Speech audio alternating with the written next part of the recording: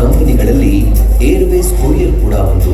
Airways courier ಭಾರತದಲ್ಲಿ ಅತಿ ದೊಡ್ಡ ಫ್ರಾಂಚೈಸಿ ನೆಟ್ವರ್ಕ್ ಅನ್ನು ಹೊಂದಿದೆ ಮತ್ತು ಕೊರಿಯರ್ ಉದ್ಯಮಕ್ಕೆ ಫ್ರಾಂಚೈಸಿ ಮಾದರಿಯನ್ನ ಪರಿಚಯಿಸಿದ ಕೀರ್ತಿಗೆ ಏರ್ವೇಸ್ ಕೊರಿಯರ್ ಪಾತ್ರವಾಗಿದೆ.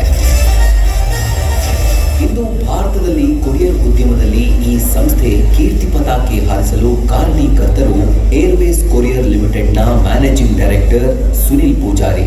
ಇವತ್ತು ಕಂಪನಿಯ ಈ ಬೆಳವಣಿಗೆಯಲ್ಲಿ ಸುನಿಲ್ ಪೂಜಾರಿ ಪಾತ್ರ ಬಹು ಮುಖ್ಯವಾಗಿದೆ.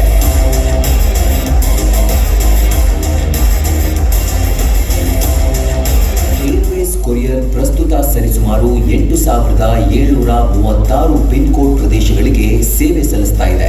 ಇದು ಬೆಂಗಳೂರಿನಲ್ಲಿ ತನ್ನ ಪ್ರಧಾನ ಕಚೇರಿಯನ್ನ ಹೊಂದಿದೆ ಮತ್ತು ದೆಹಲಿ, ಕೋಲ್ಕತ್ತಾ, ಚೆನ್ನೈ, ಹೈದರಾಬಾದ್ ಮತ್ತು ಮುಂಬೈನಲ್ಲಿ ತನ್ನ 5 ವಲಯ ಕಚೇರಿಗಳನ್ನ ಹೊಂದಿದೆ.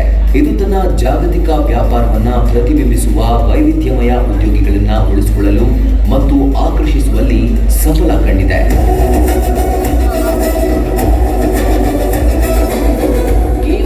ಭಾರತ ಮಾತ್ರವಲ್ಲದೆ ಸಾಗರೋತ್ತರ ಮಾರುಕಟ್ಟೆಯಲ್ಲೂ ಏರ್ವೇಸ್ ಕೊರಿಯರ್ ವ್ಯಾಪ್ತಿ ವಿಸ್ತರಿಸಿದೆ. USA, UK, Singapore, UAE, Nepal, Bhutan, Bangladesh, Sri Lanka ಮತ್ತು ಹಾಂಗ್ಕಾಂಗ್ನಂತಹ ಪ್ರಧಾನ ಗೇಟ್ವೇಗಳಲ್ಲಿ ತನ್ನದೇ ಆದ ಶಾಖೆಗಳು ಮತ್ತು ಅಂತಾರಾಷ್ಟ್ರೀಯ ಸಹವರ್ತಿಗಳನ್ನು ಬಳಸಿಕೊಂಡು ವಿಶ್ವದಾದ್ಯಂತ ಏರ್ವೇಸ್ ಕೊರಿಯರ್ ತನ್ನ ಸೇವೆಗಳನ್ನು ಒದಗಿಸ್ತಾ ಇದೆ.